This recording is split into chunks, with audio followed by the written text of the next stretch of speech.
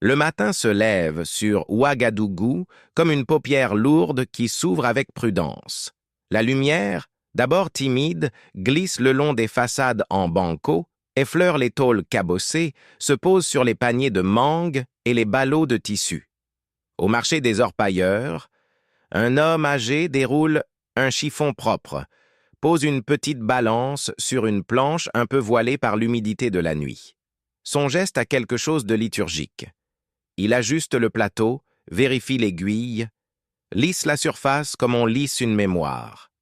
Un garçon verse, délicatement, la poussière dorée dans une coupelle. La balance hésite, non par défaut mécanique, mais comme si elle se souvenait des siècles, des promesses, des trahisons. Les chiffres, eux, n'ont pas de larmes et ne savent pas raconter les mains fendillées. Ils indiquent seulement un poids. Et pourtant, derrière ce poids, il y a un souffle, une promesse. Que la sueur des bras revienne irriguer la maison commune, que l'effort revienne au village d'où il est parti.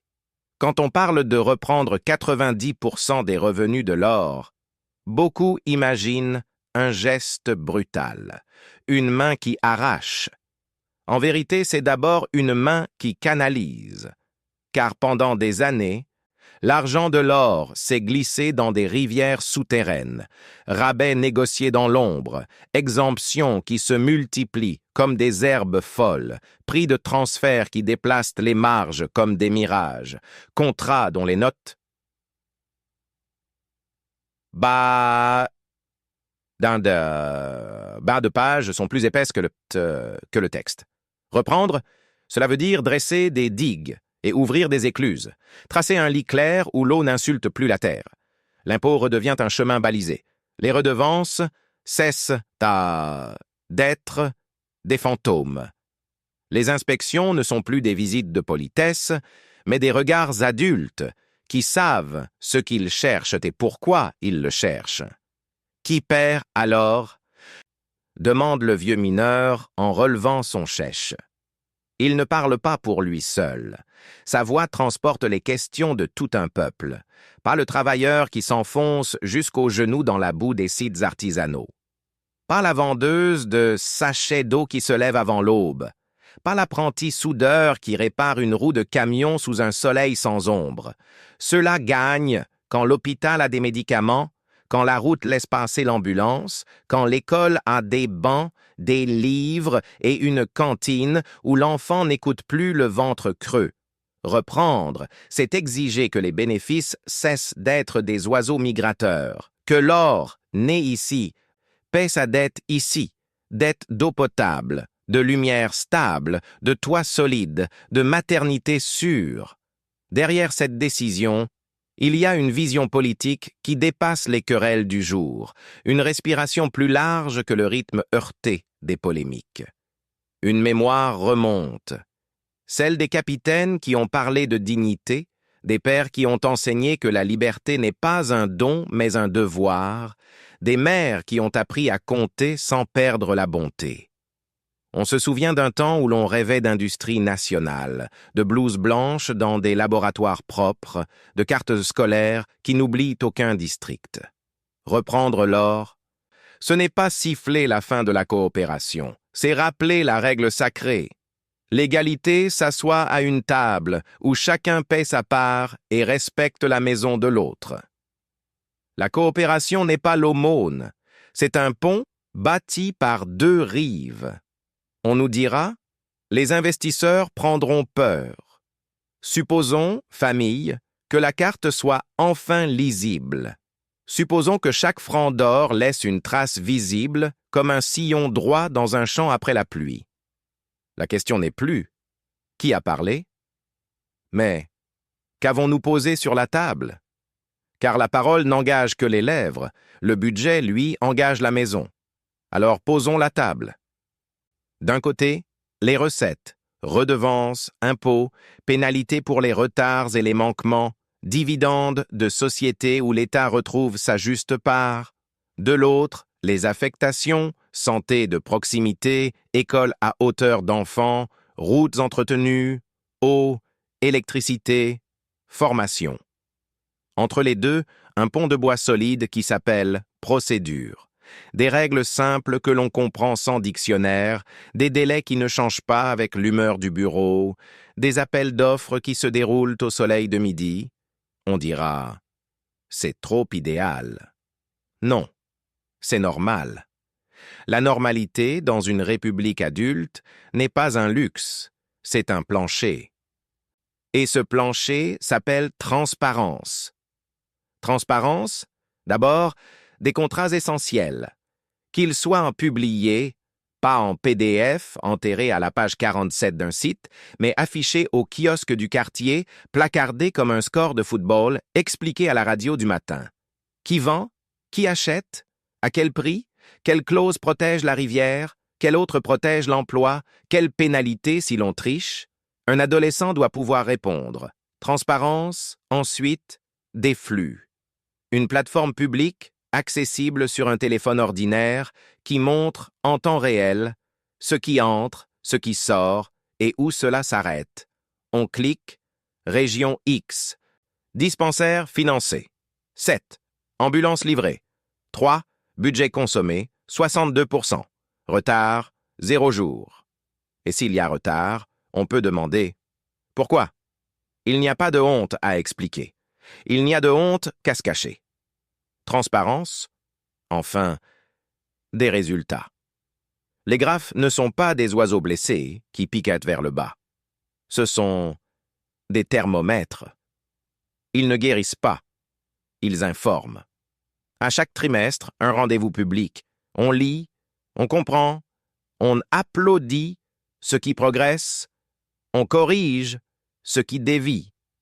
La contradiction n'est pas un crime, c'est une mécanique d'entretien de la maison. À ceux qui parlent de climat des affaires, disons ceci. La clarté attire plus sûrement que l'opacité. Un investisseur sérieux n'a pas peur des règles, il a peur des surprises. Il préfère une digue solide à un marigot de passe-droit. Il sait compter, et dans son calcul, la stabilité des institutions vaut plus cher que l'arbitraire des relations. Mais la transparence ne vit pas seule. Elle a besoin de gardiens.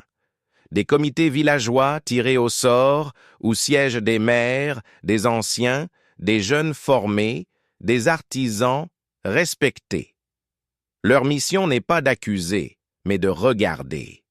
Regarder les factures, regarder les chantiers, regarder la cohérence entre promesses et livraison. On ne gouverne pas contre la base. On gouverne avec elle. Des magistrats debout, protégés des pressions. Pas des héros solitaires, mais des équipes qui travaillent avec des procédures claires et des moyens techniques. Base de données, traçabilité, échange d'informations. La justice n'est pas un ton de voix. C'est une chaîne de preuves. Des journalistes d'investigation qui ne confondent pas le bruit avec la vérité. On ne leur demande pas d'aimer ou de détester. On leur demande de vérifier. Et pour vérifier, il faut des accès. Ouvrons les portes. L'air circule. Les mauvaises odeurs se dissipent. Et puisqu'il est en question d'air, parlons écologie. L'or ne doit pas empoisonner l'eau des enfants. Les sites doivent être réhabilités, arbres replantés, sols soignés, bassins de décantation surveillés, mercure proscrit. La terre n'est pas un entrepôt. C'est une mer. On ne vide pas une mer. On la respecte. On la remercie. On la soigne. Tout cela demande des mains et des têtes. La souveraineté n'est pas une chanson. C'est une école. École des comptables qui suivent les flux, comme on suit un cours d'eau après l'orage. École des ingénieurs des mines qui savent quantifier, requalifier, refermer. École des acheteurs publics qui listent les clauses autant que les chiffres. École des techniciens de laboratoire, des géologues, des juristes qui disent « voilà ce qui est juste, voilà ce qui protège, voilà ce qui s'applique ». École aussi des citoyens. Un peuple qui sait lire une ligne budgétaire n'est plus un peuple que l'on balade. Et puis, Il y a la diaspora.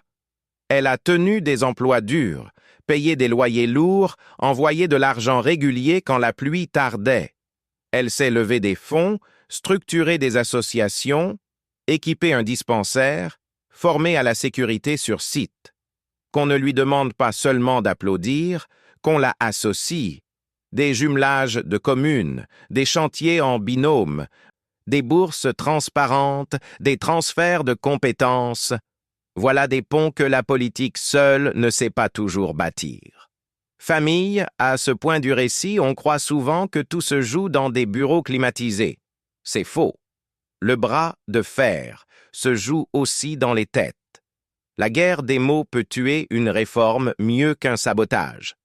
On répétera « c'est trop audacieux, c'est trop tôt, ce n'est pas comme ailleurs ».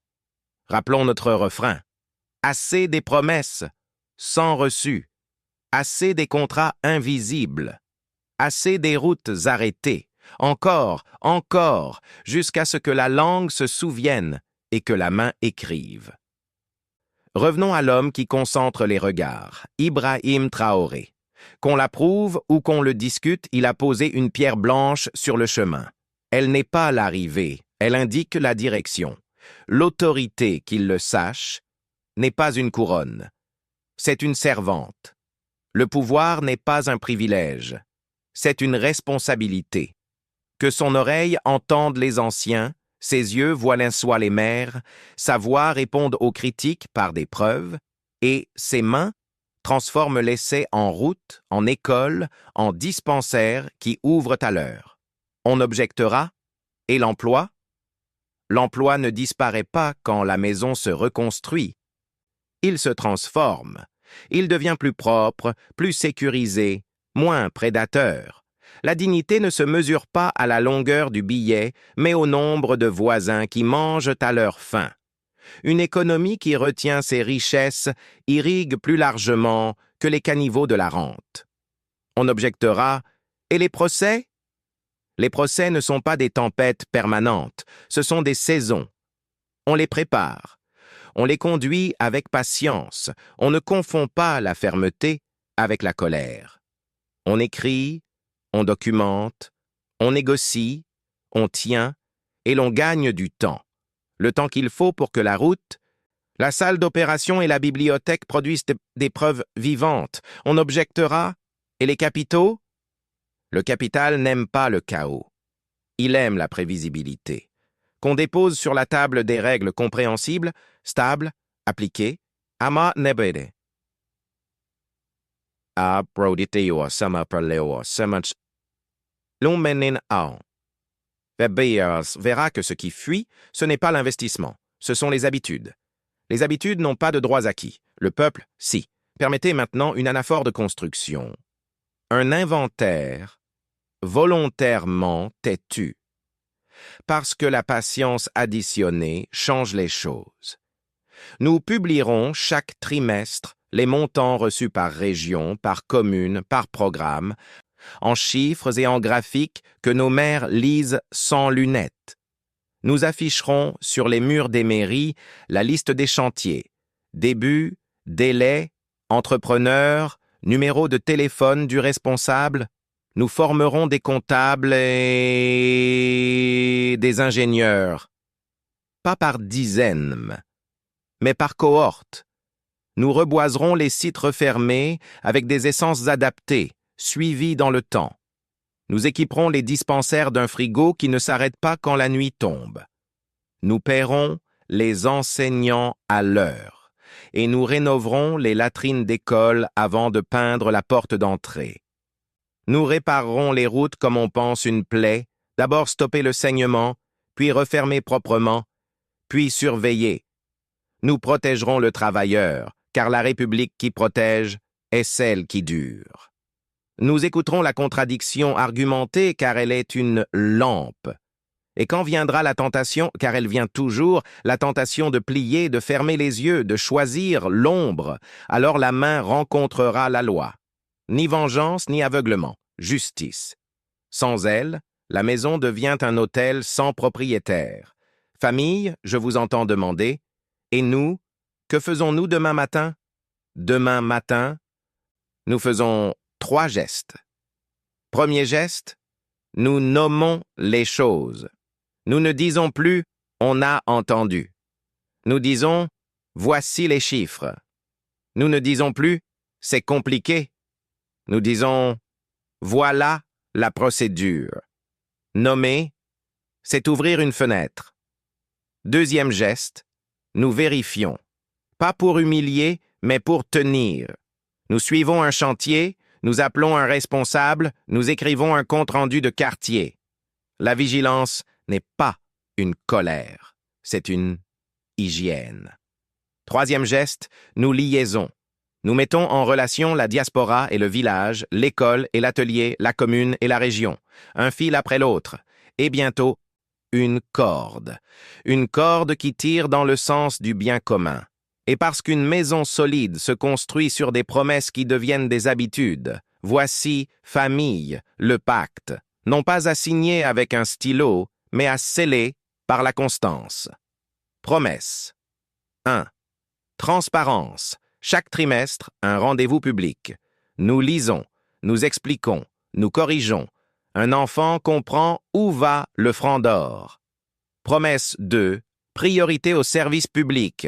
Avant les statuts, les salles d'opération, avant les drapeaux, les bibliothèques, avant les discours, les routes praticables après la pluie. Promesse 3. Formation. Jeunes au métier de la mine propre, de la finance honnête, de la justice debout, anciens garants de la mémoire, assis au comité, relisant les rapports, rendant sérieux les engagements. Promesse 4. Écologie des âmes et des rivières. L'or n'empoisonnera pas l'eau des enfants. Les sites seront réhabilités. Les arbres replantés. La terre soignée. Promesse 5. Justice. Quand vient la tentation de voler, que la main rencontre la loi. Sans haine, sans peur, droit. Rien de cela n'aura de poids si le quotidien ne change pas. L'hôpital doit ouvrir à l'heure. La route doit laisser passer l'ambulance. L'école doit entendre les rires plus forts que la pluie. La dignité doit se lire dans le visage de l'instituteur, dans la paume de la sage-femme, dans la tranquillité d'un vieux qui traverse le marché. Et maintenant, fermons la boucle. Nous revenons à la paume ridée du début, aux grains d'or posés comme des secondes sur un cadran. Ils ont pris un autre poids, le poids d'un destin. Nous ne cherchons pas un miracle. Nous cherchons une justice simple. Si le fleuve change de lit, c'est pour arroser les champs, de la santé, de l'école, de la route, de la formation, de l'eau, de la lumière. Il y a des noms qui deviennent des points cardinaux. On peut les aimer ou les critiquer. Ils orientent les boussoles. Ibrahim Traoré a placé une pierre blanche, à nous de paver la suite. Qu'ils se souviennent, que nous nous souvenions tous, que l'autorité est une servante et que le pouvoir est une responsabilité. Qu'il écoute, qu'il discute, qu'il prouve, qu'il transforme l'essai par des preuves vivantes, des routes, des écoles, des dispensaires ouverts et honnêtes. Avant de nous quitter, 2 questions, simples, décisives, à écrire en commentaire pour que votre voix devienne une ligne du prochain budget. Dans votre commune, si l'argent de l'or arrivait demain matin, par quoi commenceriez-vous? Santé, école, route, eau, électricité, formation? 2. Quelle garantie de transparence vous rassurerait le plus? Affichage public, audit citoyen, plateforme mobile, comité d'anciens? Abonnez-vous si votre mémoire mérite justice. Partagez cette vidéo avec un ancien qui a connu la mine. Laissez un commentaire, une idée précise pour que l'or devienne école, route, hôpital, sans perdre une seule goutte. Et quand on vous demandera « Qui tient les vannes ?», vous répondrez, sans hausser la voix, « Nous, ensemble, au grand jour ».